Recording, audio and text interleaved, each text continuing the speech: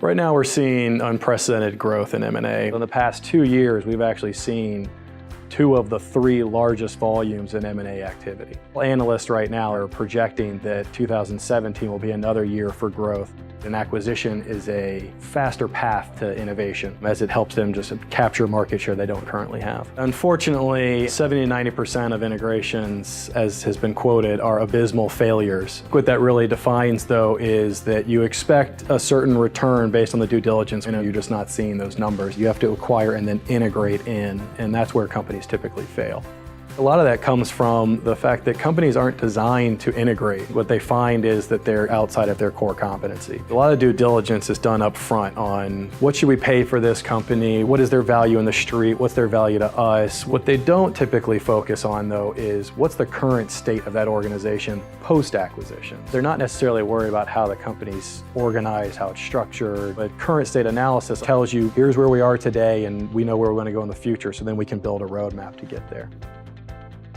Coming off of due diligence, companies will have an idea of their target growth that they want to get out of this acquisition. Do your current state analysis, bring everything back in-house, look at the 2 organizations, and then come with a realistic path forward that says, here's how we go from today, where both companies equal 30% of the market, to tomorrow, where we're also going to go get 10 more and make it 40% of the market. Once you set those goals and the vision for what you want to accomplish in that integration, then it's critical that you set up the governance to manage the integration process. It is a massive undertaking.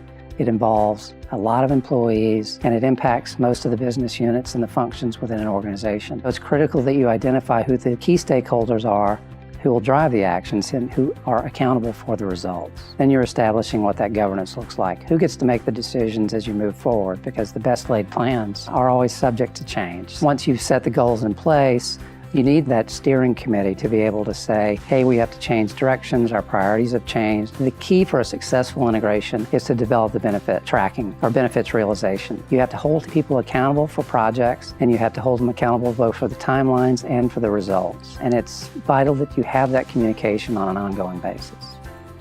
It's important when you're doing an acquisition to identify your key players, to identify your leaders. And from both companies, as you start to progress in the acquisition, you'll start to see value in having these people with intrinsic knowledge of the organization involved in the integration, because they might identify things that you didn't see when you were first doing the roadmap. And as they identify those things, you need to be able to pivot the roadmap accordingly to capture those additional synergies and that additional growth. M&A is certainly one of the most chaotic, one of the most important changes you can make in an organization. You really have to focus on communication.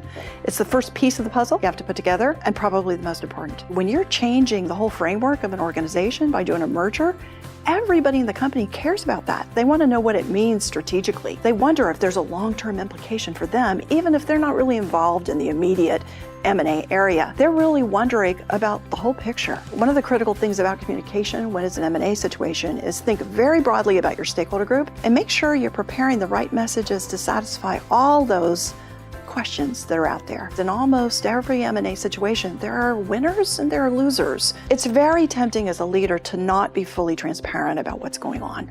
That trust issue is going to cost you so much more in the long run than being honest with that unpleasant information in the short term, that you're well advised to think very, very carefully about how to engage people in open and honest, transparent conversation when the question arises.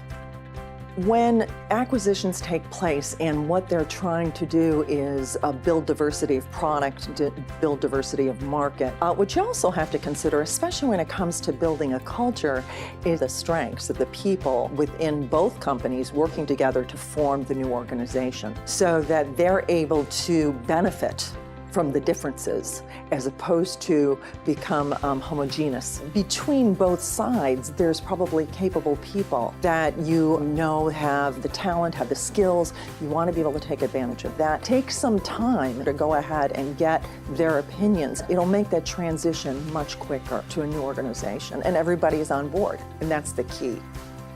The sooner you get an integration team started and get people moving in the right direction, the sooner you can really hit the ground running and realize those gains from the integration. That's why partnering with a third party helps, because it brings in a group with fresh eyes, the ability to bring in some known paths that they've used in the past and put that to work so that you can start a little bit ahead